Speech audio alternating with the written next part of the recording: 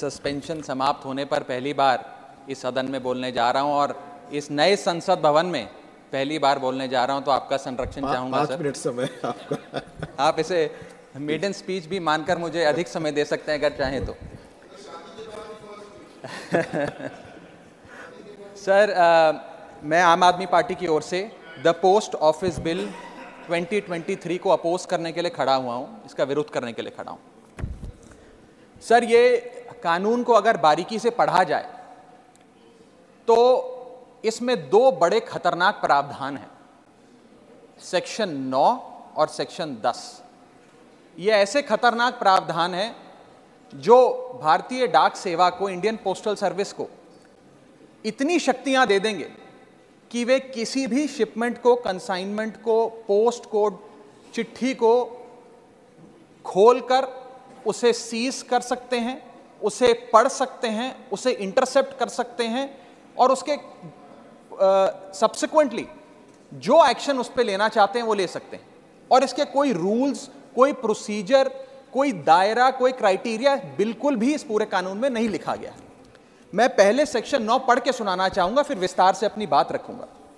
Section 9 कहता है, the central government में by notification empower any officer to cause any item in course of transmission by the post office to be intercepted, opened or detained in the interest of 1, security of state, 2, friendly relations with foreign states, 3, public order, 4, emergency, and 5, upon the occurrence of any contravention of any provisions of this act और any other law for the time being in force.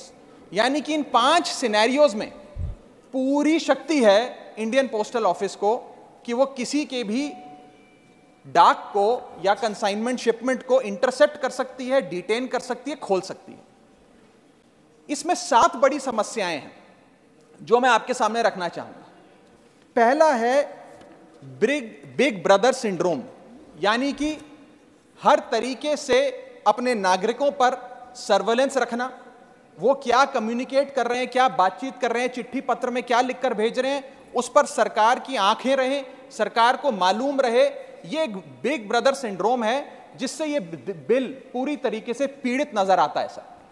दूसरा सबसे बड़ा इसमें जो समस्या निकल कर आती है वो ये है कि ये बिल प्रोसीजर स्पेसिफाई करने में फेल हो जाता है कि वो कौन से ऐसे प्रोसीजर है जिसके तहत आप किसी डाक को इंटरसेप्ट कर सकते हैं, खोल सकते हैं या डिटेन कर सकते हैं। ये एक आर्बिटरी शक्ति नहीं हो सकती है, ये शक्ति निर्धारित होनी चाहिए कि ऐसे कौन से इमरजेंसी या फ्रेंडली स्टेट्स को आप फायदे पहुंचाने चाहते हैं जिसके चलते, या खास तौर पे किसी भी प्रावधान, किसी भी कानून का कोई वायलेट होता है तो वो आपको शक्तियां दे देता है कि आप किसी की भी डाक रोक लें। ये इसमें दूसरी बड़ी खामी है सर। तीसरी बड़ी खामी है कि जिन ग्राउंड्स को स्पेसिफाई किया गया है कि किन ग्राउंड्स के तहत आप किसी के भी डाक को या शिपमेंट को खोल सकते हैं, कॉन्फिस्केट कर सकते हैं, इंटरसेप्ट कर सकते हैं, वो ग्राउंड्स बहुत वेग हैं। वो किसी भी शिपमेंट को रोकने के लिए या किसी भी कंसाइनमेंट या चिट्ठी या डाक को रोकने के लिए कोई भी कानून पकड़कर या कोई भी मनगढ़ंत कहानी बनाकर आप उसे रोक सकते हैं। इतने वेग ग्राउंड्स ये कानून भारतीय डाक सेवा को देने जा रहा है।